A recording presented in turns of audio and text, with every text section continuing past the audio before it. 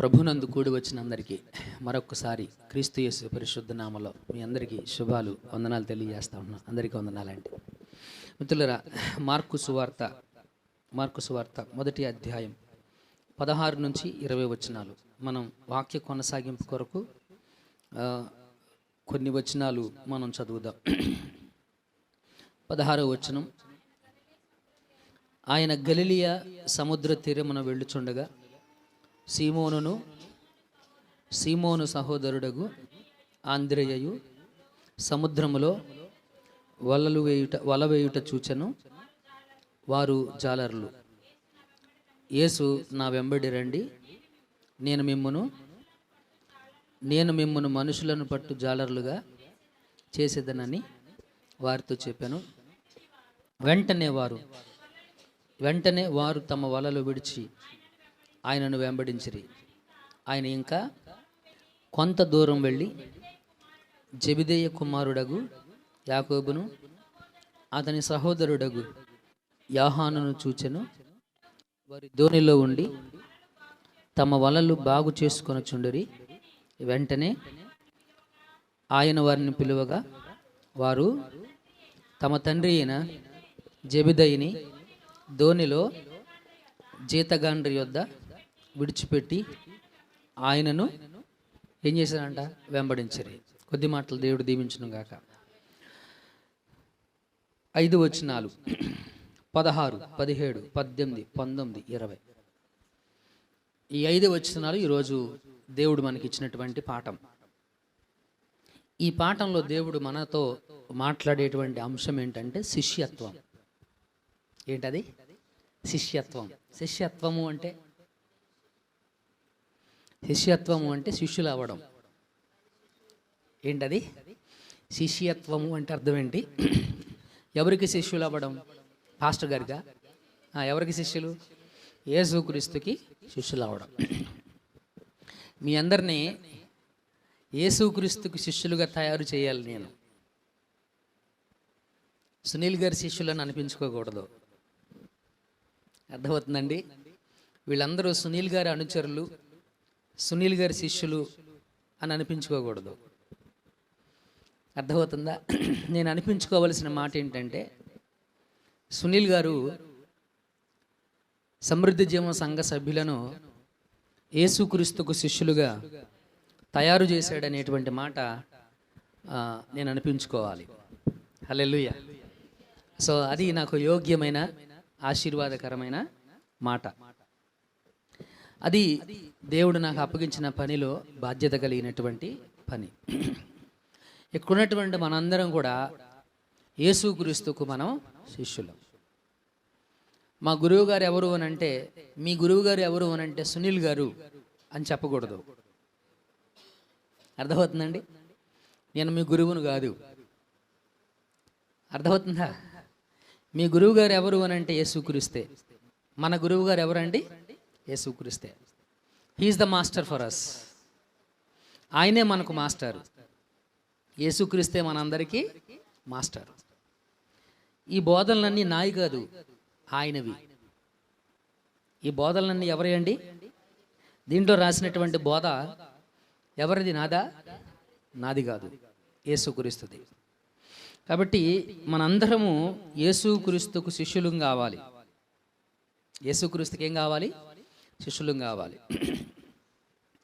నేను కాదు మీ గురువు గారిని. ఎవరికి చెప్పొద్దల్లా మా గురువు గారు సునీల్ పాస్టర్ గారు అని.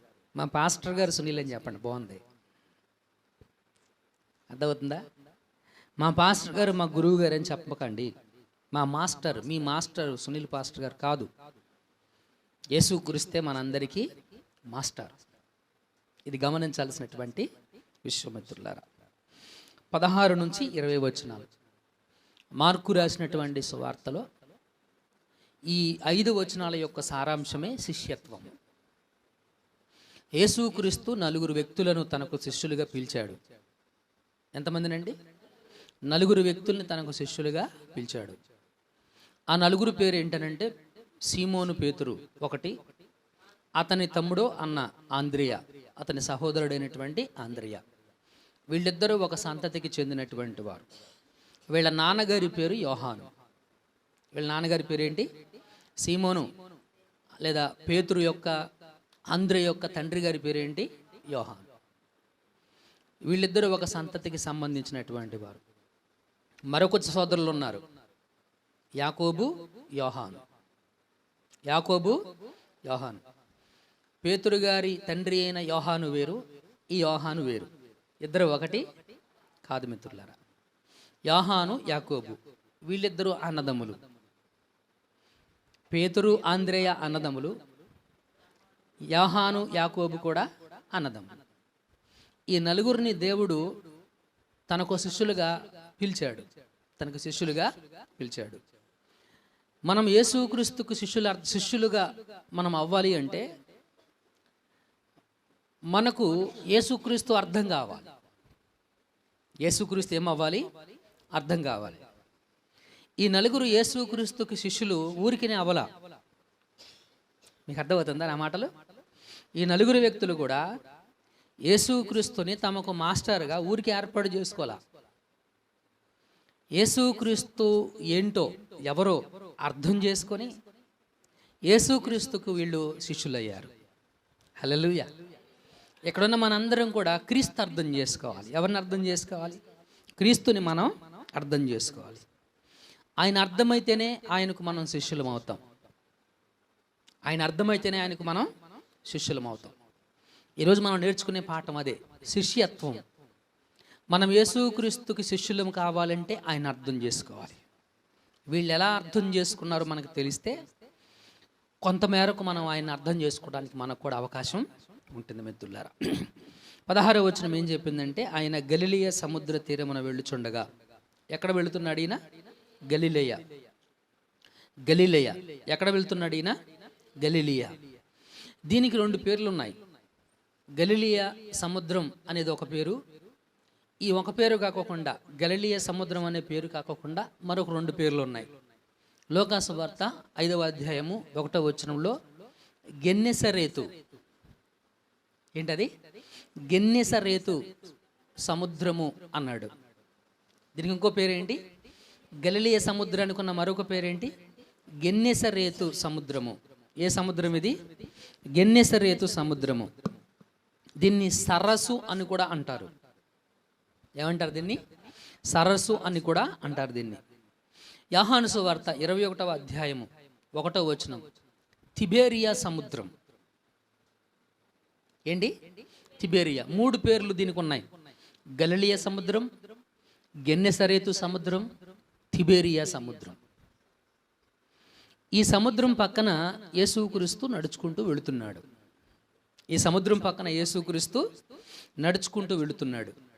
ఈ సముద్రం గురించి ఇంకొంచెం వివరణగా మాట్లాడదాం, అవసరం మనకు. ఇది మంచినీటి సరస్సు.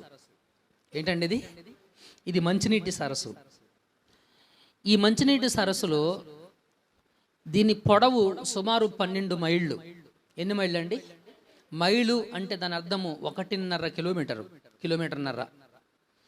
అంటే ఎన్ని కిలోమీటర్లు వస్తుంది మొత్తం? 12, 6, 18 కిలోమీటర్ల పొడవు ఉంది ఇది. ఎన్ని కిలోమీటర్ల పొడవు? 18 కిలోమీటర్ల పొడవు ఉంది. అంటే దాదాపు ఇక్కడ నుంచి జానంపేట దాటద్దు అనుకుంటా. 18 కిలోమీటర్ల పొడవు. సోదిమెళ్ళ అంతే. జానంపేట 10 కిలోమీటర్లే మనకి. సోదిమెళ్ళ వరకు ఉంటుంది. గమనించాల్సిన 18 మీటర్ల పొడవు, 18 కిలోమీటర్ల పొడవు కలిగినటువంటి సముద్రం ఇది. 18 కిలోమీటర్లు, లేదా సముద్రం అనొచ్చు, సరస్సు అని కూడా అనొచ్చు. దీన్ని ఇబ్బంది ఏమీ లేదు, ఏదన్నా సమస్య ఏమీ లేదు. దీని వెడల్పు వచ్చేసరికి 7 మైళ్ళు. ఎంతది? 7 మైళ్ళు అంటే 9.5 కిలోమీటర్లు. 9.5 కిలోమీటర్ల వెడల్పు కలిగినటువంటి ఒక పెద్ద సరస్సు. కొల్లేరు సరస్సు విన్నారా? చాలా పెద్ద సరస్సు అది, కొల్లేరు సరస్సు. విజయవాడను ముంచడానికి కూడా కారణమైంది కూడా అది కూడా ఒక కారణం అయింది మిత్రులారా. కొల్లేరు సరస్సు అంటే పెద్దది, చాలా పెద్దది. అంత పెద్ద సరస్సు అన్నమాట అది. ఇటువంటి సరస్సు పక్కన గెన్నెసరేతు, తిబేరియా, గలిలియ సముద్ర తీరంలో యేసుక్రీస్తు నడుచుకుంటూ వెళుతూ ఉన్నాడు. ఈ సముద్రం ఈ సరస్సు సముద్ర మట్టానికి దాదాపు 700 అడుగుల మట్టానికి ఉంది, దిగువ భాగంలో ఉంది. సముద్ర తీరానికి 700 అడుగుల దిగువ భాగంలో లోతులో ఈ యొక్క సరస్సు అనేటువంటిది ఉంది మిత్రులారా. ఈ సముద్రానికి ఉన్నటువంటి ప్రత్యేకత ఏంటనంటే ఇది చేపల వ్యాపారానికి అనుకూలమైనటువంటిది. ఈ గలిలియా సముద్రం లేదా తిబెరియా సముద్రం, గెన్నెసరేత్ అనేటువంటి సముద్రం చేపల వ్యాపారానికి అనుకూలమైనటువంటి సముద్రం. ఇది ప్రశ్న ఏంటంటే అసలు దీని పక్కన ఈయన ఎందుకు వెళ్ళాడు అనేది ప్రశ్న. ఏంటన్నది దీని పక్కన ఈయన ఎందుకు నడిచాడు? ఈయన ఎందుకు నడిచాడంటే ఈయన సముద్ర తీరానికి వెళ్ళడానికి కారణం ఉంది. అర్థమవుతుందండి? సముద్ర తీరంలో ఈయన నడవడానికి, సముద్ర తీరానికి ఈయన వెళ్ళడానికి కారణము ఉంది. యెషయా గ్రంథము 9వ అధ్యాయం. యెషయా గ్రంథము 9వ అధ్యాయం మొదటి నుంచి. అయినను వేదన పొందిన దేశం మీద మబ్బు నిలువలేదు. పూర్వకాలమున ఆయన జబులూను దేశమును నఫ్తాలి దేశమును అవమానపరిచెను. అంత్యకాలమున, పూర్వకాలమున జబునులు నఫ్తాలి దేశాన్ని అవమానపరిచాడు. అంత్యకాలంలో ఏం చేశాడు? అంత్యకాలములో ఆయన సముద్ర ప్రాంతమును అనగా యొర్దాను నది అద్దరిని అన్యజనుల గలిలియా ప్రదేశమును మహిమ గల దానిగా చేయుచున్నాడు. ఏ ప్రాంతాన్ని అంట? ఏ ప్రాంతాన్ని? గలిలియా సముద్ర తీర ప్రాంతాన్ని ఏం చేస్తున్నాడు ఆయన? మహిమ గలదానిగా చేయుచున్నాడు. ఈయన గలిలియాకి వెళ్ళటానికి ప్రధానమైనటువంటి కారణం నజరేతు అనేటువంటిది ఆయన సొంత ఊరు కూడా. గలిలియాలోని నజరేతు అనేటువంటిది ఆయన ఊరు, ఆయన పెరిగినటువంటి ఊరు. ఈ గలిలియా ప్రాంతాన్ని మహిమ గలదానిగా చేయడానికి ఆయన అక్కడికి వెళ్ళాడు. గలిలియా ప్రాంతాన్ని మహిమ గలదానికి ఎందుకు చెయ్యాలి అంటే ఆ గలిలియా ప్రాంత ప్రజల గురించి మాట్లాడాడు 2వ వచనంలో. చీకటిలో నడుచు జనులు అంట వీళ్ళు. ఎక్కడి నడుస్తున్నారు వీళ్ళు? చీకటిలో నడిచేటువంటి జనులు అంటే పాపంలో జీవిస్తూ ఉన్నారు, మూఢభక్తిలో జీవిస్తున్నారు, మూర్ఖత్వంలో జీవిస్తున్నారు. మన దేశం లాగానే ఆచారాలతో, కట్టుబాట్లతో, రకరకాలైనటువంటి మూఢ విశ్వాసాలతోనూ జీవిస్తున్నటువంటి వారు ఈ గలిలియా ప్రజలు. దీని గురించి మరొక మాట చెప్పాడు. ఇక్కడ ఉన్నటువంటి ప్రజలందరూ కూడా మరణఛాయ కలిగినటువంటి ప్రజలు, అంటే మరణాపాయంలో ఉన్నారు. దేనివల్ల మరణాపాయంలో ఉన్నారు? పాపము వలన వచ్చు జీతము మరణం. వారి పాపం వల్ల వారందరూ కూడా మరణంలో జీవిస్తూ ఉన్నారు. అంత మాత్రమే కాదు కానీ వీళ్ళు వెలుగును చూసేటువంటి వారిగా, మరణఛాయ గల దేశ నివాసులుగా వీరిని చేయడానికి యేసు గలిలియా సముద్ర తీర ప్రాంతంలోకి వెళ్ళాడు. ఆ సముద్ర తీర ప్రాంతంలో నడిచేటప్పుడే ఇక్కడ ఒక దేవుడు గొప్ప కార్యాన్ని చేయడం అనేటువంటిది మనం చూస్తూ ఉంటున్నాం. ఈ సముద్ర తీర ప్రాంతంలో ఆయన నడుస్తూ ఉన్నప్పుడే ఆయన ఈ 4 వ్యక్తుల్ని తనకు శిష్యులుగా పిలిచి ఏర్పాటు చేసుకున్నాడు. మిత్రులారా, 4 వ్యక్తుల్ని కూడా శిష్యులుగా పిలిచి ఆయన ఏర్పాటు చేసుకున్నాడు. కొంచెం ముందుకు వెళుతూ మనం నడుద్దాం మిత్రులారా. ఇక్కడ పిలిచిన 4 వ్యక్తుల పేర్లు ఒకసారి మనం గమనిస్తే సీమోను సహోదరుడైనటువంటి ఆంద్రేయ. ఎవరండి? ఇందాక మనము గలిలియాని గూర్చినటువంటి ప్రాముఖ్యతను, దాని యొక్క విశేషం ఏంటనేటువంటిది, ఎందుకు ఆయన గలిలియా తీర ప్రాంతంలో నడిచాడనేటువంటిది మనం చూస్తూ ఉంటున్నాం. అందుకనే వాక్య ధ్యానంలోనికి మనం వెళ్ళే కొద్దిగా మనం చూస్తాము. ఈ సముద్ర తీరంలో యేసుక్రీస్తు సీమోను పేతురు యొక్క పడవను ఎంపిక చేసుకొని ఆ పడవలో వాళ్ళకి వాక్యాన్ని బోధించడం అనేటువంటిది మనం చూస్తూ ఉంటున్నాం. ఆ పడవలో ఏం చేశాడు ఆయన? వాక్యాన్ని బోధించడం అనేటువంటిది మనం చూస్తున్నాం. అదే పడవలో సీమోను, పేతురు, ఆంద్రేయ ఆ గత రాత్రంతా కూడాను చేపలు పట్టి ప్రయాసపడి అలసిపోయి పొద్దున్నే వలలు బాగు చేసుకుంటున్నారు. ఆ సందర్భంలో వెళ్ళారు ఈయన. వారి వలలు పికిలిపోయేంతగా చేపలు పడడం, అక్కడ చేసినటువంటి ఆయన అద్భుత కార్యం అనేటువంటిది కూడా మనకు స్పష్టంగా మనకు అక్కడ కనబడుతుంది. So let us going to learn. మనం నేర్చుకునేటువంటి ప్రయత్నాన్ని మనం చేద్దాం మిత్రులారా. ఈ సముద్రంలో చేపలు పడుతున్నటువంటి నలుగురు వ్యక్తులు, సీమోను పేతురు, ఆంద్రియా, యాకోబు, యోహాను. వీళ్ళ వ్యాపారం, వీళ్ళ వృత్తి ఏంటంటే జాలర్లు. వృత్తికి వీళ్ళు జాలర్లు, అంటే చేపలు పట్టేవాళ్ళు. వీళ్ళు వ్యాపారంలో పార్ట్నర్స్. ఎవరండి వీళ్ళు? వ్యాపారంలో వీళ్ళెవరు? పార్ట్నర్స్. వీళ్ళందరూ కూడా కలిసి పనిచేసేటువంటి వాళ్ళు. వీళ్ళందరూ కూడా వారి వ్యాపారంలో కలిసి పనిచేసేటువంటి వారు. Let us going to learn about them. ఈ నలుగురు వ్యక్తుల గురించి మనం కొన్ని పాఠాలు మనం నేర్చుకునేటువంటి ప్రయత్నాన్ని మనం చేద్దాం మిత్రులారా. వీళ్ళల్లో మనం ఇంకా గమనించాల్సినటువంటి విషయం, ఈ సీమోను పేతురు, ఆంద్రేయ, వీళ్ళిద్దరి ఊరు వాస్తవానికి వీళ్ళు సొంత ఊరు ఏది అని అంటే బెత్సయిదా. వీళ్ళ సొంత ఊరు ఏదండి? బెత్సయిదా. యోహాను సువార్త 1వ అధ్యాయం 44వ వచనం. ఫిలిప్పు బెత్సయిదా వాడు, అనగా ఆంద్రియ పేతురు అనువారి పట్టణపు కాపురస్తుడు. ఫిలిప్పు బెత్సయిదా వాడు. ఫిలిప్పు ఏ దేశం అంట? ఏ పట్టణం అంట? ఫిలిప్పు వాళ్ళ ఊరి పేరేంటి? బెత్సయిదా. ఫిలిప్పు వాళ్ళ ఊరి పేరేంటి? బెత్సయిదా. ఏంటది? బెత్సయిదా. అదే ఊరికి చెందినటువంటి వారు ఆంద్రియ, పేతురు కూడా. వాళ్ళ సొంతూరు అది. కానీ తర్వాత వీళ్ళు కపెర్నహూముకి కాపురానికి వచ్చారు. వీళ్ళు మైగ్రేట్ అయ్యారంటాం, వలస వెళ్ళారు అని చెప్పి. అంటే మన ఊరోళ్ళు కొంతమంది ఈ ఊరిని విడిచిపెట్టి అక్కడ ఏలూరులో ఉంటున్నారు. ఏలూరులో ఏమో మన ఊరు వచ్చి ఉంటున్నారు. అవును కదా?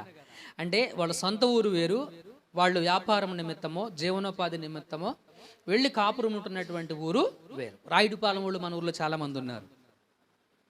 అవును కదా? సో అట్లాగా వీళ్ళ సొంత ఊరు బెత్సయిదా. బెత్సయిదా నుంచి కపెర్నహూముకు వ్యాపారం నిమిత్తమో అయితే ఏదో ఒక పని నిమిత్తం వీళ్ళు కపెర్నహూము అనేటువంటి ఊరికి వీళ్ళు ప్రయాణమై వచ్చారన్నమాట. గమనించాల్సినటువంటి విషయం, ఇక్కడ సీమోను పేతురు ఆంద్రేయ సమల్లో ఇక్కడ జరుగుతున్నటువంటి సంఘటన ఏంటంటే, మనం చదివిన మార్కు సువార్త 2వ అధ్యాయంలో రాసినటువంటి మాటలు ఏంటంటే, యేసుక్రీస్తు సముద్ర తీర ప్రాంతంలో వెళుతుండగా సీమోను పేతురు, ఆంద్రేయ వీళ్ళేమో సముద్రంలో వలలు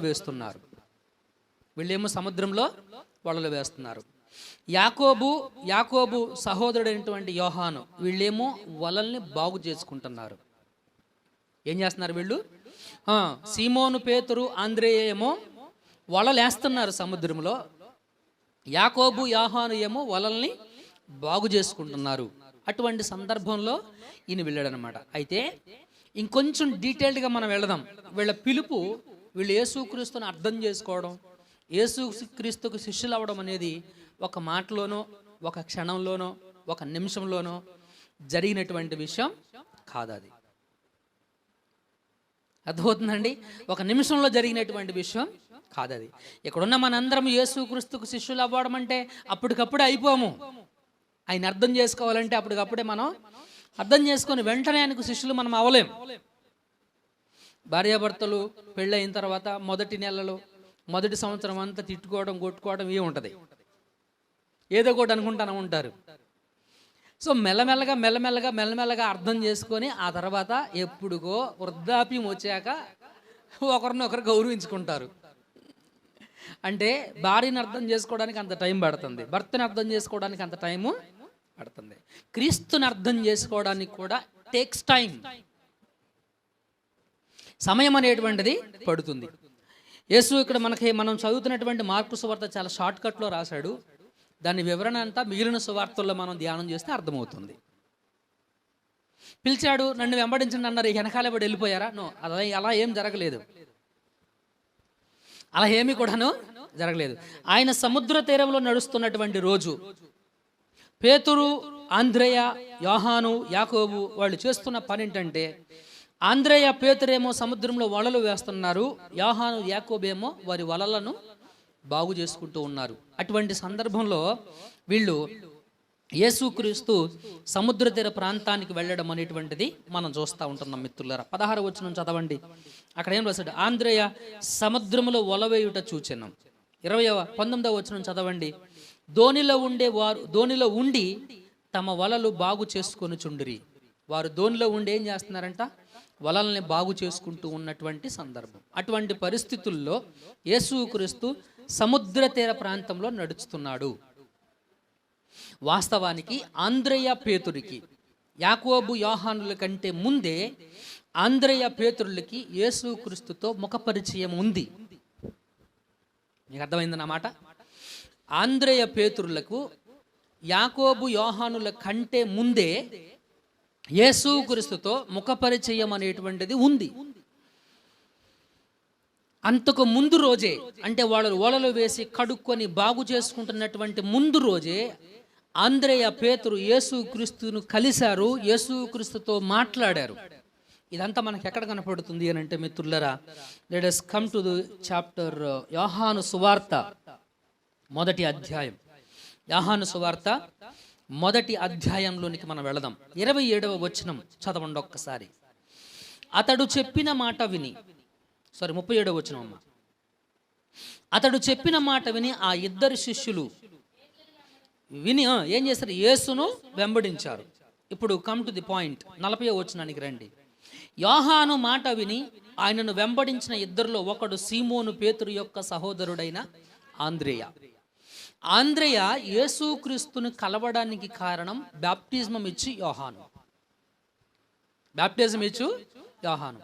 ఈ అంద్రెయ బాప్టిజం ఇచ్చి యోహానుకు శిష్యుడిగా ఉన్నాడు. అప్పుడు యేసుక్రీస్తుని గురించి తెలియకముందు, యేసుక్రీస్తు ఎవరో అర్థం కాకముందు, యేసుక్రీస్తుకి శిష్యుడు అవ్వడానికంటే ముందు ఇతను ఎవరికి శిష్యుడిగా పనిచేశాడు? బాప్టిజం ఇచ్చి యోహానుకు శిష్యుడిగా పనిచేశాడు. అయితే ఈ బాప్టిజం ఇచ్చి యోహాను అంద్రేకి ఏమి సూచించాడు, ఏమి తెలిపాడు అనంటే దేన్ని వెంబడించమన్నాడు? బాప్టిజం ఇచ్చి యోహాను, నన్ను కాదు నాయనా నువ్వు వెంబడించాల్సింది, లోక పాపమును మోసుకొని పోవు గొర్రెపిల్ల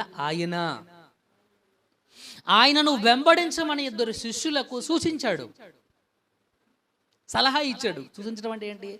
సలహా ఇచ్చాడు. బాప్టిజం ఇచ్చి యోహాను అంద్రెయకు, అంద్రెయతో పాటు మరొక శిష్యునికి సలహా ఇచ్చాడు, నన్ను కాదు మీరు వెంబడించాల్సింది.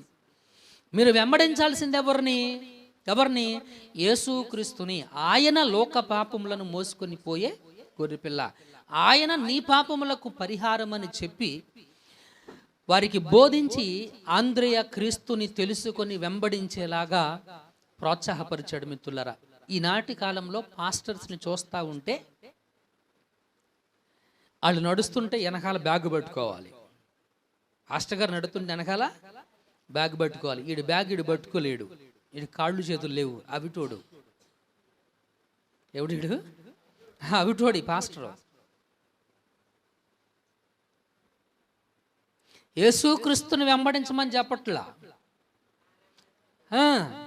ఆ పాస్టర్ గారు బట్టలు తగాలి, ఆ పాస్టర్ గారి కాళ్ళు నొక్కాలి, ఆ పాస్టర్ గారికి తలబట్టాలి. ఇది పరిచర్య అంటారు. ఇదేంటంట? పరిచర్య అంట. I don't understand. ఇది ఎలా పరిచర్య అవుతుంది? ఇలా చేసినప్పుడు నువ్వు దీవించబడతావు, ఆశీర్వదించబడతావు. నీకు ఏమీ అవసరం లేదు. నువ్వు పేదరికంలో ఉన్నావా? నువ్వు అలా చేసినప్పుడు ఏమవుద్దనంటే తలకిందులైపోద్ది, నీ జీవితం అంతా మారిపోద్ది ఒక్క క్షణంలో. ఇటువంటి బోధనలు మనం వింటూ ఉంటున్నాం మిత్రులారా. చాలా సత్యం అది. బాప్టిజం ఇచ్చి యోహాను అది చెప్పలా. బాప్టిజం ఇచ్చి యోహాను అది చెప్పలా. చూడండి ఏమంటాడు 25వ వచనం నుంచి. మరునాడు మరలా యోహానును అతని శిష్యుల్లో ఇద్దరు నిలుచుండగా అతడు నడుచుచున్న యేసు వైపు చూచి, ఎవరు చూశారు? బాప్టిజం ఇచ్చి యోహాను. ఎవరి వైపు చూశాడు? నడుస్తున్న యేసుక్రీస్తు వైపు చూచి, ఇదిగో దేవుని గొర్రెపిల్ల. ఎవరి గొర్రెపిల్ల? ఇదిగో దేవుని గొర్రెపిల్ల, ఇదిగో దేవుని గొర్రెపిల్ల అని చెప్పాను. అతడు చెప్పిన మాట ఆ ఇద్దరు శిష్యులు విని యేసును వెంబడించారు. యేసుని ఎందుకు వెంబడించారు? టు నో, ఆయన గురించి తెలుసుకోవడానికి. యేసు వెనకకు తిరిగి వారు తన్ను వెంబడించుట చూచి మీరేమి వెతుకుచున్నారని వారిని అడుగగా వారు రబ్బీ నీవు ఎక్కడ కాపురం ఉన్నావని ఆయన అడిగిరి. రబ్బీ అని మాటకు బోధకుడా అని అర్థం. వచ్చి చూడుడని ఆయన వారితో చెప్పగా వారు వెళ్ళి ఆయన కాపురం ఉన్న స్థలమును చూసి ఆ దినము ఆయన యొద్ద బస చేసిరి. అప్పుడు పగలు రమారమి 4 గంటల వేళ ఆయను. This is what happen. ఆంద్రేయ యేసుక్రీస్తు ఎక్కడున్నాడు, ఏంటి, ఆయన ఎవరు, ఏంటి, ఆయనతో కొంత సమయాన్ని గడిపాడు. గడిపిన తర్వాత తనకు అర్థమైంది యేసుక్రీస్తు ఎవరు ఏంటి అనేటువంటిది. యేసుక్రీస్తు ఎవరు ఏంటి అనేటువంటిది తనకి అర్థమైంది. అర్థమైన వెంటనే ఏం చేశాడో వినండి. యోహాను మాట విని ఆయనను వెంబడించిన ఇద్దరిలో ఒకడు సీమోను పేతురు యొక్క సహోదరుడైనటువంటి ఆంద్రేయ. ఈ ఆంద్రేయకు అర్థమైంది యేసుక్రీస్తు ఎవరు ఏంటి. నాకు బోధకుడుగా ఉన్నటువంటి యోహాను ఈయన దేవుని గొర్రెపిల్లని నాకెందుకు చెప్పాడు, ఈయన నిజంగానే దేవుని గొర్రెపిల్ల కాదా, అది తెలుసుకోవడానికి యేసుక్రీస్తును వెంబడించాడు. అతను ఎక్కడున్నాడు, ఏం చేస్తున్నాడు, అతను ఎలాంటి వాడో తెలుసుకోవడానికి వెళ్ళి అతనితో గడిపిన తర్వాత అతనికి అర్థమైంది. 41వ వచనాన్ని ఇప్పుడు చదవండి ఏం చెబుతాడో. ఇతడు మొదట తన సహోదరుడైన సీమోనును చూచి, యేసుక్రీస్తుని గురించి తెలియగానే, యేసుక్రీస్తుని గురించి అర్థం కాగానే వెంటనే తన అన్న అయినటువంటి పేతురు దగ్గరికి వెళ్ళాడు. ఇది కదా మనం చేయాల్సింది. ఈరోజు సమృద్ధి జీవన సంఘ సభ్యులమైనటువంటి మనము క్రీస్తు ఎవరో నీకు అర్థమైతే, క్రీస్తు ఎలాంటి వాడో నువ్వు తెలిసిన వ్యక్తివైతే, నువ్వు మొట్టమొదటిగా ఎవరి దగ్గరికి వెళ్ళి చెప్పాలి? ఎవరి దగ్గరికి వెళ్ళి చెప్పాలండి? ఎక్కడికి పోవాలి? బయట వాళ్ళకి చెప్పాలా? ఎవరికి చెప్పాలి? అది నేను అడిగే మాట, అది నాకు కావాల్సిన సమాధానం. అది నీ కుటుంబంలో ఉన్నటువంటి నీ సహోదరి లేకపోతే నీ సహోదరుడు, నీ భర్త, నీ పిల్లలకు క్రీస్తుని గురించి చెప్పవలసినటువంటి రెస్పాన్సిబిలిటీ నీ మీద ఉంది. చిత్రమైనటువంటి విషయం, బయట వాళ్ళకి చెప్తాం, మన వాళ్ళకి చెప్పం. మనం అది కరెక్ట్ కాదు. అది ఎప్పటికీ కూడాను కరెక్ట్ కాదు మిత్రులారా. బయట వాళ్ళకి చెప్తాం, అసలైనటువంటి మన వాళ్ళకి మనం చెప్పం. ఇక్కడ యేసుక్రీస్తు ఎవరో తెలుసుకున్నటువంటి ఆంద్రేయ అతని సోదరుడైనటువంటి పేతురు దగ్గరకు వెళ్ళి సీమోనును చూచి, మేము మెస్సయాను కనుగొంటామని అతనితో చెప్పి. ఎవరిని కనుగొన్నారంట? మెస్సయా చెప్పాడు. మెస్సయాను కనుగొంటామని అతనితో చెప్పి యేసునొద్దకు అతన్ని తోడుకొని వచ్చెను. ఏం చేశాడు? యేసు దగ్గరకు అతన్ని తోడుకొని వచ్చాడు. If you really find who is Christ in your life, నీ జీవితంలో నువ్వు నిజంగా క్రీస్తు ఎవరో తెలుసుకొని అర్థం చేసుకున్న వ్యక్తివి అయితే, నీ ఇంటికి వెళ్ళంగానే నీ భర్తకు చెప్పు క్రీస్తు ఎవరో. నిష్టలు, ఆచారాలు, పద్ధతులు ఇవి కాదు నువ్వు చెప్పాల్సింది. 7 వారాలు ప్రార్థన పెట్టుకోండి, 8 వారాలు పెట్టుకుందాం, 10 వారాలు పెట్టుకుందాం. నువ్వు 100 వారాలు పెట్టుకున్నా నయా పైసా ఉపయోగం నీకు లేదు, రాదు. అర్థమవుతుందండి? అంటిల్ అండ్ అన్లెస్ క్రీస్తు నీకు అర్థం కానంత వరకు కూడా, ఆయన ఎవరో నువ్వు తెలుసుకోకుండా మనము ఎన్ని నిష్టలు పాటించినా, ఎన్ని ఆచారాలు పాటించినా, ఎన్ని నిబద్ధతలను మనము ఉపవాసం ఉండి శరీరాన్ని ఆయాసపరుచుకొని 15 రోజులు, 40 రోజులు, 70 రోజులు, 100 రోజులు చచ్చిపోయేంత ఉపవాసమును ఉన్నా, ఉపవాసం ఉండే చచ్చిపోయినా నయా పైసా ఉపయోగం లేదు. నయా పైసా ఉపయోగం లేదు. ఇఫ్ యూ డోంట్ అండర్స్టాండ్, క్రీస్తు అర్థం కాకోకుండా నువ్వు ఉపవాసం ఉండడం వల్ల ఉపయోగం లేదు. అర్థమవుతుందండి? కనుక మనం చేయాల్సినటువంటి పని, ఈ పేతురు యోహానులకు యేసుక్రీస్తును అర్థం చేసుకోవడానికి టైం పట్టింది. దాదాపు 48 గంటల సమయం పట్టింది. ఈ 48 అవర్స్లో వాళ్ళు చేసినటువంటి పని ఏంటనంటే యేసు దగ్గరకు వెళ్ళారు, ఆయన చూశారు, ఆయన చూసి అర్థం చేసుకున్నారు, ఆయన ఎవరో తెలుసుకున్నారు, అర్థం చేసుకున్నారు. It takes time. క్రీస్తు ఎవరో తెలిసిన తర్వాత వెళ్ళి చెప్పాడా? లేకపోతే చూడంగానే మంచి అందంగా ఉన్నాడు, ఎర్రగా ఉన్నాడు, తెల్లగా ఉన్నాడు, జులపాలు ఇక్కడ దాకా ఉన్నాయి, అతని బట్టలు అలాగా ఉన్నాయి, ఆహా ఎంత క్యూట్గా ఉన్నాడో అని చెప్పాడా వెళ్ళి? చెప్పండి. తెలుసుకున్న తర్వాత ఎవరని తెలుసుకున్నాడు? ఎవరని తెలుసుకున్నాడు? మేము మెస్సయాను కనుగొంటిమి. ఎవరంట? మెస్సయ. మెస్సయ అంటే అర్థం ఏంటి? చదవండి. యేసునొద్దకు అతన్ని తోడుకొని వచ్చిన మెస్సియాని మాటకు అర్థము అభిషక్తుడు అని అర్థము. పుట్నోట్లో 1 అని రాశాడు, క్రీస్తు. ఎవరండి ఈయన? క్రీస్తు. ధర్మశాస్త్రంలో ఎవరి గురించి అయితే రాశారో, ధర్మశాస్త్రంలో ఎవరి గురించి అయితే చెప్పారు, ధర్మశాస్త్రంలో ఎవరి గురించి అయితే ధర్మశాస్త్రము మాట్లాడిందో ఆ వ్యక్తిని మేము కనుగొన్నాము అని చెప్పేసి పేతురును యేసుక్రీస్తు దగ్గరకు తోడుకొని వచ్చాడు. ముందే తెలుసు వీళ్ళిద్దరికి. పేతురికి, ఆంద్రేయకు యేసుక్రీస్తు ముందుగానే తెలుసు. అంతకు ముందు రోజే, వాళ్ళు చేపలు పట్టడానికి ముందు రోజే యేసుక్రీస్తు వాళ్ళకు ఒక ముఖ పరిచయం ఏర్పడింది. వాళ్ళ ముఖ పరిచయంలో క్రీస్తుని గురించి వాళ్ళు తెలుసుకున్న సత్యం ఏంటంటే ఆయన మెస్సయ్య, ఆయన రక్షకుడు. ధర్మశాస్త్రము ఎవరి గురించి అయితే చెబుతుందో ధర్మశాస్త్రము చెప్పినటువంటి వ్యక్తి ఇతనే అనేటువంటి సత్యము వారు గ్రహించగలిగారు మిత్రులారా. సో ఇక్కడ ఉన్నటువంటి మనందరం కూడా క్రీస్తు ఎవరో గ్రహించామా?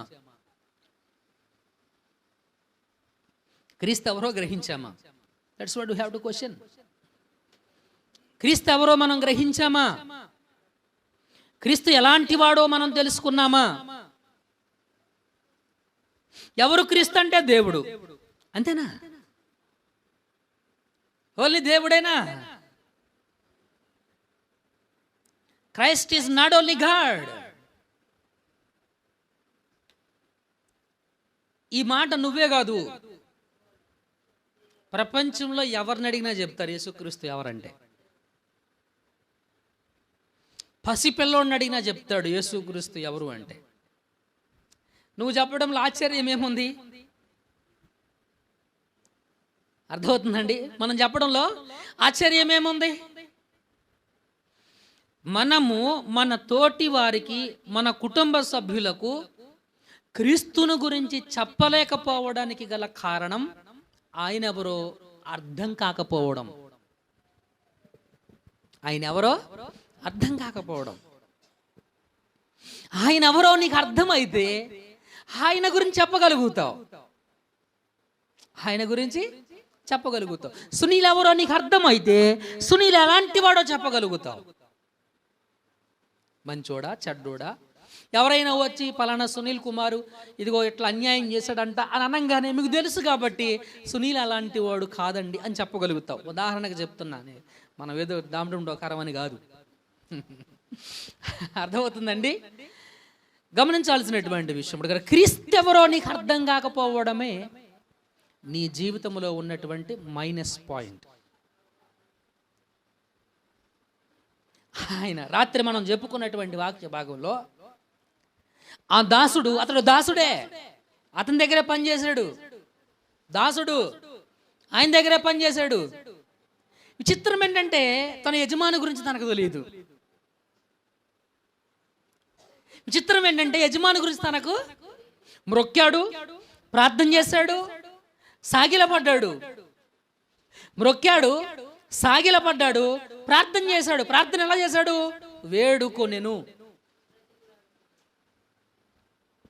వేడుకున్నాడంట. వేడుకోవడం అంటే ఎలా వస్తుంది? అది వేడుకోవడం అనేది, అది బ్రతిమిలాడడం అనేది కూడా చాలా ఇంకా తక్కువైనటువంటి మాట అనిపిస్తుంది నాకు. వేడుకోవడం అంటే హృదయంలో ఆవేదన, ఆ ఆవేదన వల్ల, ఆవేదన నుండి వచ్చినటువంటి మాటలు అవన్నీ కూడా మిత్రులారా. కానీ ఉపయోగం ఉందా ఆ వేడుకోవడం వల్ల? కారణం ఏంటంటే he don't understand his owner. తన యజమానిని, తన మాస్టర్ ఏంటి, తన మాస్టర్ యొక్క గుణం ఏంటి, తన మాస్టర్ యొక్క స్వభావం ఏంటి. పనిచేశాడు 17 సంవత్సరాలు తన యజమాని దగ్గర పనిచేశాడు. What is the minus point? తన యజమానిని గూర్చినటువంటి అవగాహన దాసునికి లేదు. మోస్ట్ ఆఫ్ ద క్రిస్టియన్స్ ఎవరినైనా మనం కదపండి, 30 సంవత్సరాల క్రైస్తవులం, 15 సంవత్సరాల క్రైస్తవులం, 20 సంవత్సరాల క్రైస్తవులం, 70 సంవత్సరాల క్రైస్తవులం, 80 సంవత్సరాల నుంచి క్రైస్తవులం. But where did you understand your master? కానీ నీ యజమానుడు, నీ ప్రభువు, నీ గురువు, నీ రక్షకుడైనటువంటి క్రీస్తు నువ్వేమర్థం చేసుకున్నావు? నువ్వేమర్థం చేసుకున్నావు? క్రీస్తు ఎవరో తెలియడము కానీ తను చేసినటువంటి పని ఏంటి? తన సహోదరుడైనటువంటి సీమోను పేతురును కనుగొని, అన్న ధర్మశాస్త్రం ఎవరి గురించి అయితే చెప్పిందో ఆ వ్యక్తిని మేము కనుగొన్నాము. ఏం చేశారంటే వీళ్ళు? ధర్మశాస్త్రము ఎవరి గురించి అయితే చెప్పిందో ఆ వ్యక్తిని మేము కనుగొన్నాము. ఆయన మెసయ అనేటువంటి విషయం ఆంద్రేయకు అర్థమయ్యింది. ఆంద్రేయకు ఏమైందండి? అర్థమైంది. ఆంద్రేయకు అర్థమైంది. ఆంద్రేయకు అర్థమైన తరువాత ఏం చేశాడు అంటే మిత్రులరా, తన అన్నను తీసుకొని వెళ్ళి యేసుక్రీస్తు దగ్గరకు తోడుకొని వచ్చాడు. Did you tell? మీరు చెప్పారా? మనము ఇప్పటి వరకు ఏ పాప విమోచన కొరకు మొక్కుబళ్ళు, చేతబళ్ళు, ఆ బళ్ళు, ఈ బళ్ళు, ఉపవాసాలు, వ్రతాలు, నియమాలు, నిష్టలు దేనికోసం పాటిస్తున్నామో వాటన్నిటిని మనకి ఇచ్చేటువంటి క్రీస్తు మనకు దొరికాడని మనం చెప్పగలుగుతున్నామా? మనం చెప్పామా? తోడుకొని వచ్చామా? తోడుకొని క్రీస్తు దగ్గరికి తోడుకొని వచ్చామా? యేసునొద్దకు అతన్ని తోడుకొని వచ్చాను. మెస్సయను మాటకు అభిషక్తుడని అర్థము. యేసు అతని వైపు చూచి, నీవు యోహాను కుమారుడవైన సీమోనువు. ఇంట్రడ్యూస్ ఏమని పేతురు ఏమన్నా చెప్పాడా? నువ్వు యోహాను కుమారుడవైన మా నాన్నగారి పేరు యోహానండి, మా నాన్నగారి పేరు యోహానండి, నేను ఆయన కొడుకు పేతురునండి, పెద్దోండండి, ఇదిగో ఆంద్రేయమ్మ తమ్ముడేనండి. ఈ ఇంట్రడక్షన్ అని చెప్పుకున్నాడా పేతురు? చెప్పలా. పేతురు చెప్పకుండానే క్రీస్తు చెప్పాడు, నీవు యోహాను కుమారుడు అయిన పేతురువి. ఇక నీ పేరేమవుతుందంటే నీవు కేఫా అనబడదు అని చెప్పాను. కేఫా అను మాటకు రాయి అని అర్థము. కేఫా అను మాటకు రాయి అని అర్థము. అంతకు ముందు రోజే క్రీస్తుతో ముఖ పరిచయము ఆంద్రేయ పేతురులకు ఏర్పడింది మిత్రులరా. ఆంద్రేయ పేతురులకు ఏర్పడింది. అంతకు ముందు రోజే వీరు చేపలు పట్టి వలలు కడుక్కోవడము, ఈ వలలు కడుక్కుంటున్నటువంటి రోజు, కొంతమంది వలలు బాగు చేసుకుంటున్నటువంటి రోజు, అంతకు ముందు రోజే క్రీస్తుతో ఆంద్రేయ పేతురులకు ఒక ముఖ పరిచయం ఏర్పడింది. ఆంద్రేయ యోహాను చెప్పిన మాట ప్రకారము యేసుక్రీస్తును వెంబడించి యేసుక్రీస్తును తెలుసుకొని తన అన్న అయినటువంటి పేతురుకు క్రీస్తును గూర్చినటువంటి సమాచారాన్ని అందించాడు మిత్రులారా. ఈ ముఖపరిచయం అంతా ఏర్పడింది. అయితే ఇక్కడ పేతురు అప్పటికి క్రీస్తు ఎవరో తెలుసుకోలేదు. పేతురికైతే అర్థం కాలేదు యేసుక్రీస్తు ఎవరు, ఏంటి, ఆయన ఎలాంటి వాడు, ఆయన గుణమేంటి, ఆయన ఎవరు, ఆయన ఏంటి అనేటువంటి సత్యము పేతురికైతే చాలా స్పష్టంగా అర్థం కాలేదు మిత్రులారా. తర్వాత వారు ఎటువంటి అటు వెళ్ళిపోయారు. ఆ రోజు రాత్రి, యేసుక్రీస్తును కలిసిన రోజు రాత్రి ఏం జరిగిందంటే, ప్రభునందు మిత్రులారా, లూకాసు వార్త 5వ అధ్యాయము 5వ వచనం చదవండి. లూకాసు వార్త 5వ అధ్యాయము 5వ వచనము ఒకసారి మనం చదువుదాం మిత్రులారా. సీమోను, నా ఏలినవాడా, ఏంటంట, రాత్రంతయు ఏమయ్యారంట, ప్రయాసపడితిమి కానీ మాకేమీ దొరకలేదు. చదవండి ఇక్కడ ఏం చెప్పాడంటే, రాత్రంతా ప్రయాసపడ్డాము, మాకేమీ కూడాను దొరకలేదు. యేసుక్రీస్తు పేతురు ఆంద్రేయాలను కలిసిన మరుసటి రోజు జరిగినటువంటి అంశమే వారు వలలు కడుక్కోవడం, అవతల యాకోబు యోహానులు వలలను బాగు చేసుకోవడం. యేసుక్రీస్తును కలిసిన రోజు, ఆ రోజు రాత్రి ఈ పేతురు ఆంద్రేయాలు సముద్రములో వలలు వేశారంట. రాత్రంతా కష్టపడ్డారంట. ఎప్పుడండి అది? ఏమని చెప్పారు వాళ్ళు? రాత్రంతా మేము శ్రమ పడ్డాము, ప్రయాసపడ్డాము, బట్ కానీ మాకేం లేదంట, ప్రయోజనం లేదు. రాత్రంతా మేము ప్రయాసపడ్డాం కానీ ప్రయోజనం అయితే మాకు లేదు. చదవండి, యోహాను రాసినటువంటి సువార్త మొదటి అధ్యాయము 43వ వచనం చెప్తుంది అన్నమాట. మరునాడు ఆయన గలిలియాకు వెళ్ళగోరి. ఎప్పుడంటే అది? మరునాడు అంటే పేతురు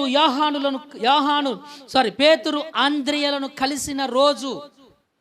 ఆ తర్వాత రోజు కాకోకుండా ఆ తర్వాత రోజు ఆయన యేసుక్రీస్తు గలిలియా ప్రాంతానికి వెళ్ళగోరి ఫిలిప్పును కనుగొని, ఫిలిప్పును నన్ను వెంబడించమని చెప్పాడు. మిత్రులారా, హల్లెలూయా.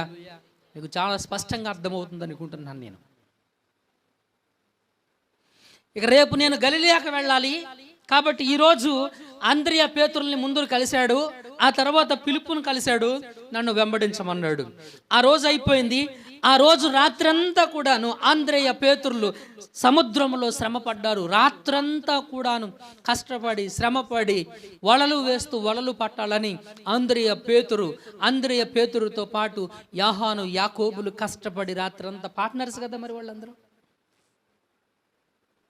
రాత్రంతా కూడాను కష్టపడి శ్రమపడి వాళ్ళు ఏం చేశారు అనంటే చేపలను పట్టే ప్రయత్నం చేశారు, కానీ వారికి ఏమీ కూడాను దొరకలేదు అని పరిశుద్ధ వాక్యం చాలా స్పష్టంగా మనకు తెలియజేస్తూ ఉంటుంది. మిత్రులారా, గమనించండి. ఆ తర్వాత రోజు ఉదయాన్నే యేసుక్రీస్తు గలిలియా సముద్ర తీర ప్రాంతంలో నడుస్తూ ఉన్నప్పుడు రాత్రంతా పనిచేశారు. పొద్దున్నే వలలు బాగు చేసుకుంటున్నారు అన్నదమ్ములు ఇద్దరు. ఈ అన్నదమ్ములు ఏం చేస్తున్నారంటే వలలు వేస్తున్నారు. మార్కు సువార్తలో మనకు చెప్పింది అదే. 16వ వచనము 19వ వచనం మనకు చెప్పింది అదే. వలలు బాగు చేస్తున్నారు వాళ్ళు, వలలను విసురుతున్నారు వీళ్ళు.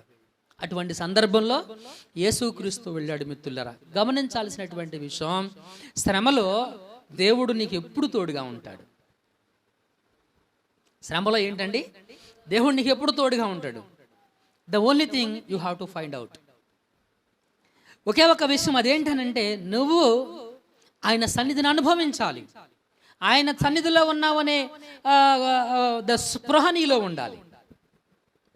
స్పృహనీలో ఉండాలి మిత్రులారా.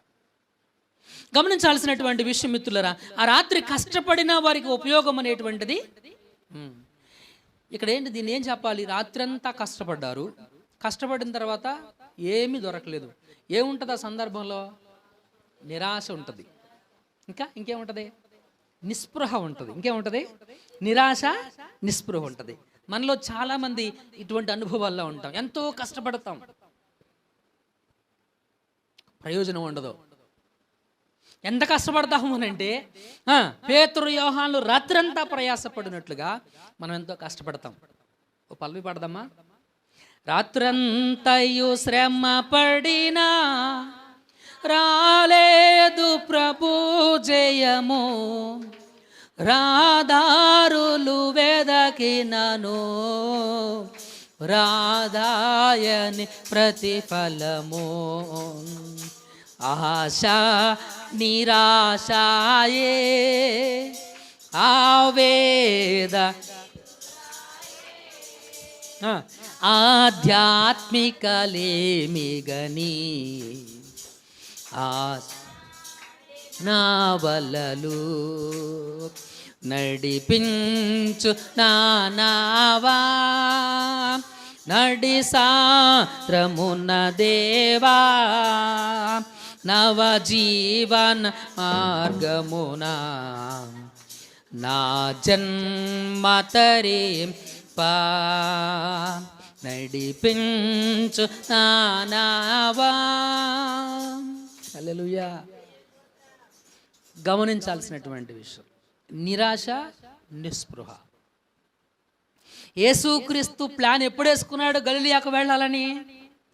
వీళ్లను కలిసిన ముందు రోజే, వీళ్ళు వలలు వేయడానికి, వీళ్ళ నిరాశ నిస్పృహకు ముందు రోజే యేసుక్రీస్తు గలిలయ తీర ప్రాంతానికి వెళ్ళాలని యేసుక్రీస్తు ముందు రోజే ప్రణాళిక వేసుకున్నాడు.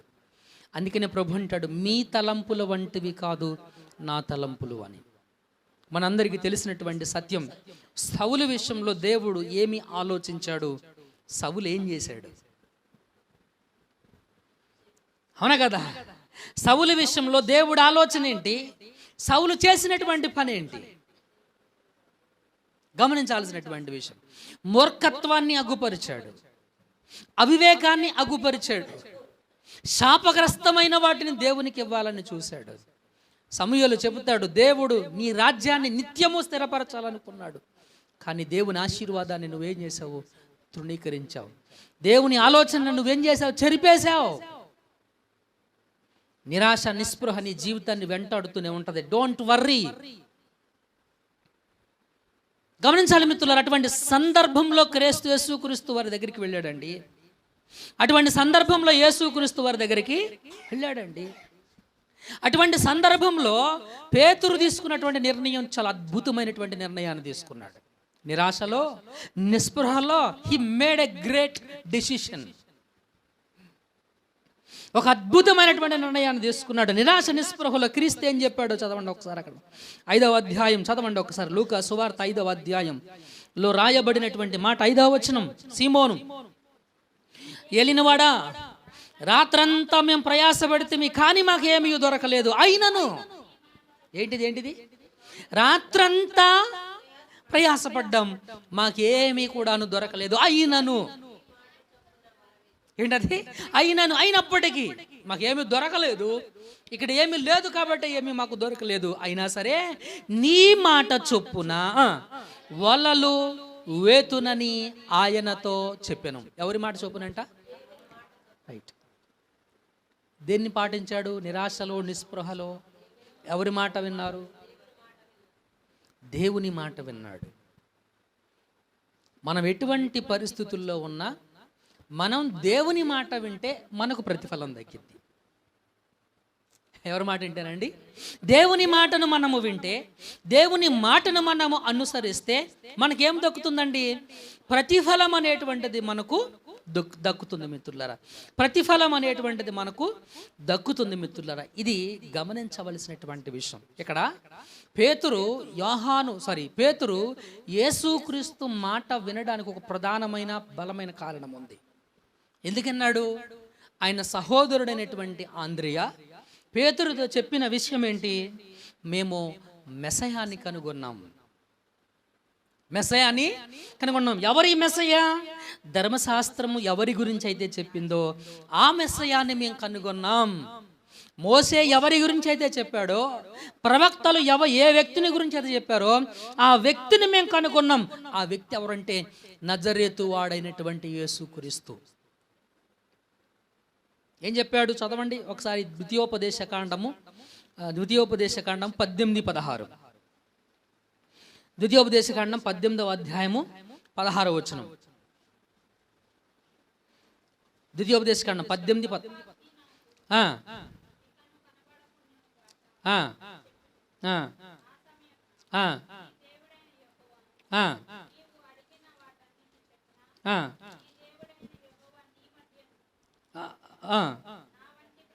నీ దేవుడైన యెహోవా నీ మధ్యను నా వంటి ప్రవక్తను నీ సహోదరులు నీ కొరకు పుట్టించును. ఆయన మాట నువ్వు వినవలెను. ఎవరి మాట వినాలి? ఆయన మాట నువ్వు వినవలెను. ఆయన మాట వినాలి. ఆయన మాట వింటే మనకు ఆశీర్వాదం, ఆయన మాట వింటే మనకు ప్రతిఫలం. ఆయన మాట వింటే మనకు ప్రతిఫలం. ప్రియ మిత్రులారా, నీ నిరాశలో, నీ నిస్పృహలో what decision are you taking? నిరాశలో ఉన్నప్పుడు, నిస్పృహలో ఉన్నప్పుడు ఏ నిర్ణయాన్ని నువ్వు తీసుకుంటున్నావు? ఎవరి మాటకు నువ్వు విలువనిస్తున్నావు? ఎవరికి లోబడుతున్నావు అనేది నీ ముందున్నటువంటి ప్రశ్న. నీ ముందున్నటువంటి సమస్య. అంద్రయ పేతురులకు పెద్ద సమస్య వచ్చింది. యోహాను యాకోబులకు పెద్ద సమస్య వచ్చింది. ఏంటా సమస్య అంటే రాత్రంతా కష్టపడ్డారు, కానీ ప్రయోజనం లేదు. సంవత్సరాల తరబడి కష్టపడతాం ఒక పనిని పెట్టుకొని, కానీ మనకు ప్రయోజనం కనపడదు. ప్రయోజనం కనపడినప్పుడు నిరాశ ఉంటుంది, నిస్పృహ ఉంటుంది. ఆ నిరాశలో, నిస్పృహలో దేవుని మాట విన్నాడు పేతురు. ఎవరి మాట విన్నాడండి? దేవుని మాట విన్నాడు పేతురు. ఎందుకన్నాడు? అంతకు ముందు రోజే ఆయన తమ్ముడు లేదా ఆయన సోదరుడైనటువంటి ఆంద్రేయ చెప్పాడు, మెస్సయాని కనుగొన్నాం. ఆ మెస్సయాని పేతురు చూశాడు గనుక మెస్సయ చెప్పినటువంటి మాటను పేతురు గ్రహించి చెప్పాడు, అయ్యా నీ మాట చొప్పున రాత్రంతా ప్రయాసపడ్డాం, మాకేమీ లాభం ప్రయోజనం లేదు. కాబట్టి ఇప్పుడు నీ మాట చొప్పున మేమేం చేస్తాము అని అంటే వాళ్ళల్లో విశ్వాస్తామని చెప్పాడు. యోహాను సువార్త 15:14 చెప్తుంది, ఆయన మాట మనము వింటే ఆయనకు మనం స్నేహితులు అవుతామంట. ఏమవుతామండి? చదవండి ఒకసారి 14:15. నేను మీకు ఆజ్ఞాపించు వాటిని చేసిన ఎడల, హల్లెలూయా చెప్పండి ఒకసారి, దేవుని స్తోత్రం, హల్లెలూయా హల్లెలూయా. 2 చేతులు పైగా చెప్పండి, హల్లెలూయా. ఏంటది? ఆయన మనకు ఆజ్ఞాపించిన వాటిని గనక మనం చేస్తే ఆయనకి ఏమవుతాం? మనం స్నేహితులు అవుతాం. యోహాను అంటాడు, యోహాను మొదటి పత్రికలో చెప్పాడు, ఆయనకిష్టమైనవి మనము చేయుచున్నాము గనుక మనము ఏమి అడిగినను అది ఆయన వలన మనం పొందుకుంటాం. ఎవరి వలన? ఆయన వలన మనము పొందుకుంటాం. లోకాసు వార్తలు అంటాడు, నేను చెప్పు మాటల ప్రకారం మీరు చెయ్యకుండా నన్ను ప్రభువా ప్రభువా అని పిలవడం దేనికి అని అంటాడు. కాబట్టి ఆయనకు విధేయతను చూపించకుండా, ఆయన చెప్పు మాటల ప్రకారం మనం నడుచుకోకుండా మనం చేసేటువంటి ప్రార్థన వల్ల ప్రయోజనం లేదు మిత్రులారా.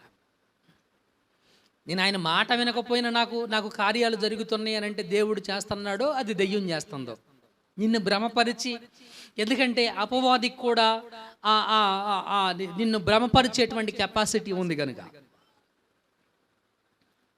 అది మనము ఎగ్జామిన్ చేసుకోవాల్సినటువంటి, మనము గ్రహించుకోవాల్సినటువంటి విషయం. నేను ఆయన మాట వింటలేదు, ఆయన ప్రార్థన చేస్తున్నాను, దేవుడు నన్ను ఆరోగ్యం ఇస్తున్నాడు, స్వస్థపరుస్తున్నాడు, అది దేవుడో కాదో నువ్వు గ్రహించాలి. నువ్వేం చేయాలి? గ్రహించాలి, తెలుసుకోవాల్సినటువంటి అంశం ఇది.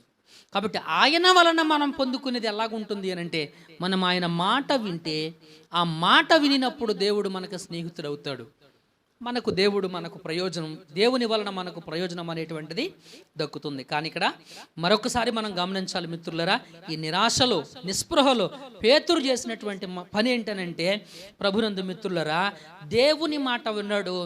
దేవుడు పేతురు విషయంలో ఒక అద్భుతం చేశాడు. ఏంటా అద్భుతం ఏంటండి?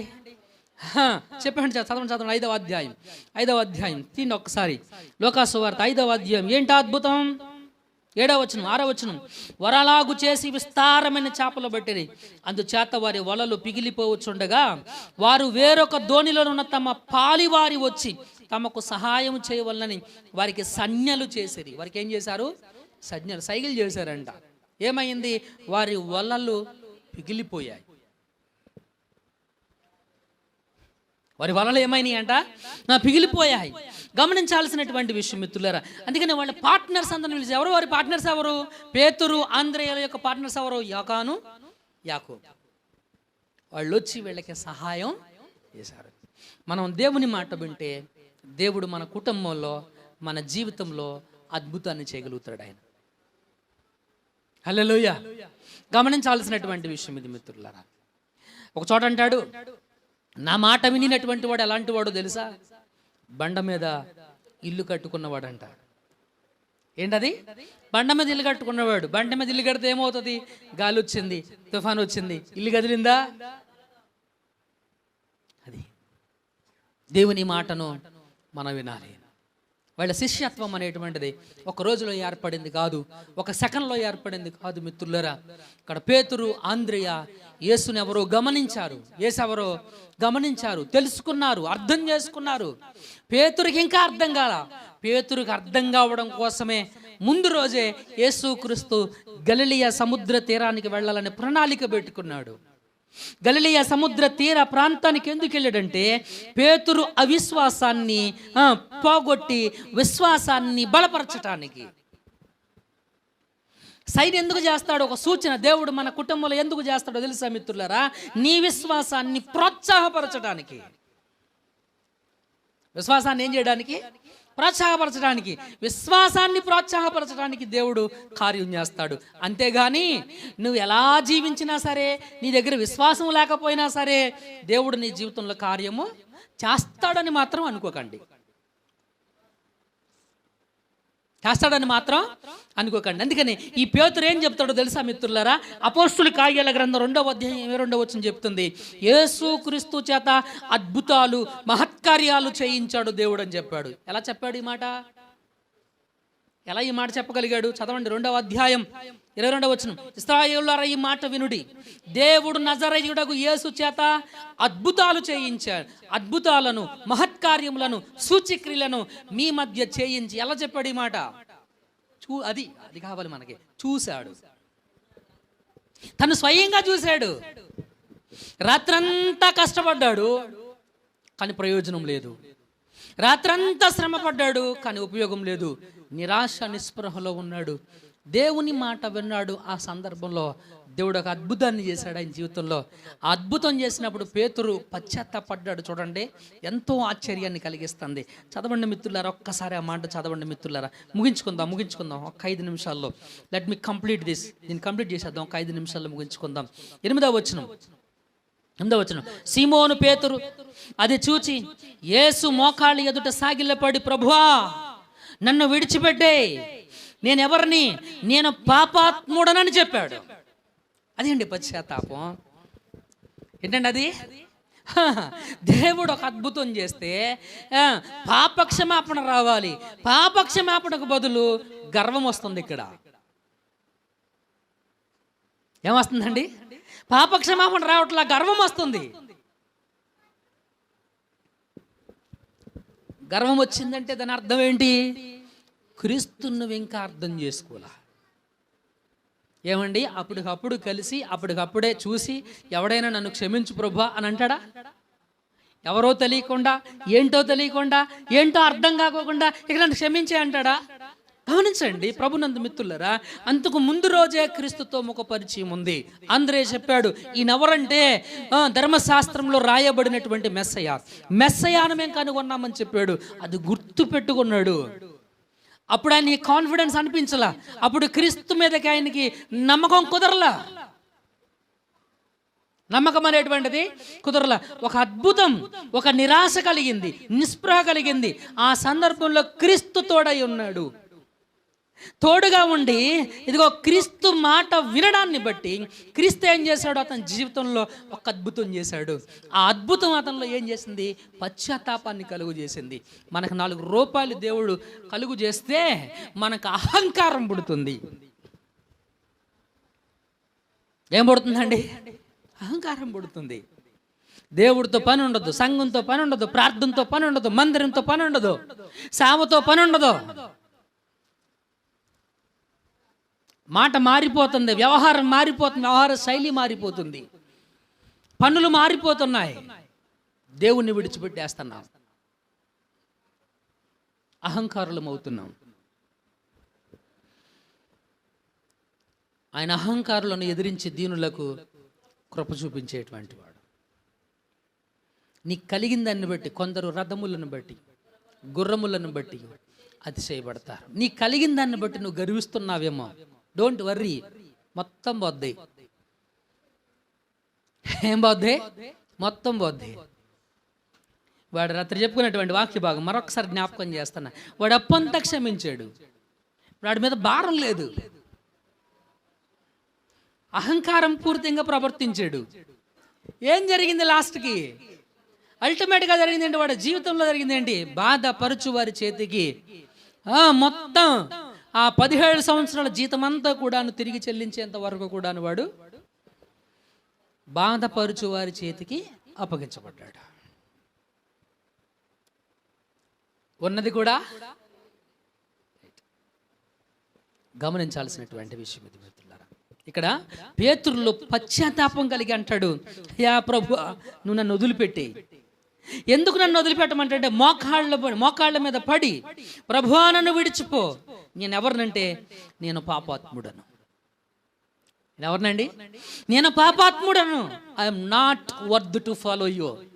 నేను నిన్ను వెంబడించడానికి కానీ, నీ ముందు నిలబడడానికి కానీ, నిన్ను ఫాలో చేయడానికి కానీ నేను ఏమాత్రం కూడా అర్హత లేనటువంటి పాపిని ప్రభువా, నన్ను వదిలిపెట్టేసే. పశ్చాత్తాపం అండి, పశ్చాత్తాపం. గమనించాల్సినటువంటి విషయం ఇది మిత్రులారా. పశ్చాత్తాపంతో ప్రార్థన చేశాడు మిత్రులారా. పశ్చాత్తాపంతో ప్రభువుని వేడుకున్నాడు, నన్ను విడిచిపెట్టేమని. కానీ ప్రభు అంటాడు, భయపడొద్దు. ఏంటది? ఎంత సింపుల్గా చెప్పాడండి. ఏమన్నాడు ఆయన? భయపడొద్దు. నువ్వు పాపివని భయపడొద్దు. తప్పు చేశాననే ఫీలింగ్ నీలో ఉందా? మంచిది, అయితే భయపడొద్దు. నేను చేస్తుంది పాపం అనే అభిప్రాయం నీ హృదయంలో కలిగిందా? Don't worry. ప్రభు అంటున్నాడు, భయపడొద్దు, పశ్చాత్తాపడు, వదిలిపెట్టే, వెంబడించు. ఏం చెప్పాడండి? అదే అంటాడు. యేసుక్రీస్తు ఏమంటాడు? యేసుక్రీస్తు ఏం చెప్పాడంటే భయపడొద్దు. 10వ వచనం, అలాగూ సీమోనుతో కూడా పాలివారైన జెబెదయి కుమారుడైన యాకోబు యోహాను విస్మయం పొందారు. అందుకు యేసు, భయపడకుము, ఇప్పటి నుండి నీవు మనుషులు పట్టువాడవై ఉందువని సీమోనుతో చెప్పాను.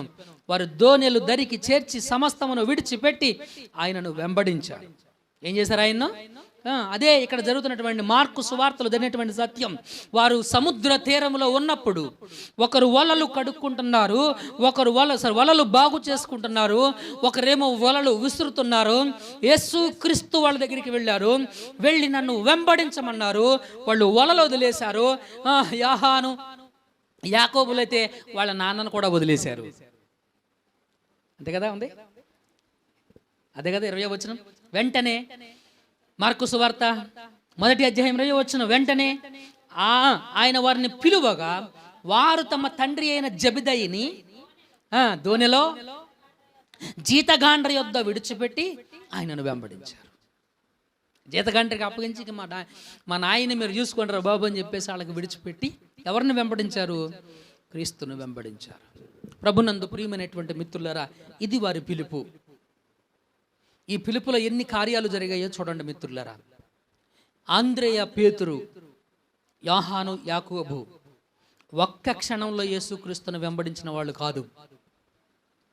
వారిలో యేసుక్రీస్తును అర్థం చేసుకోవడానికి సమయం పట్టింది.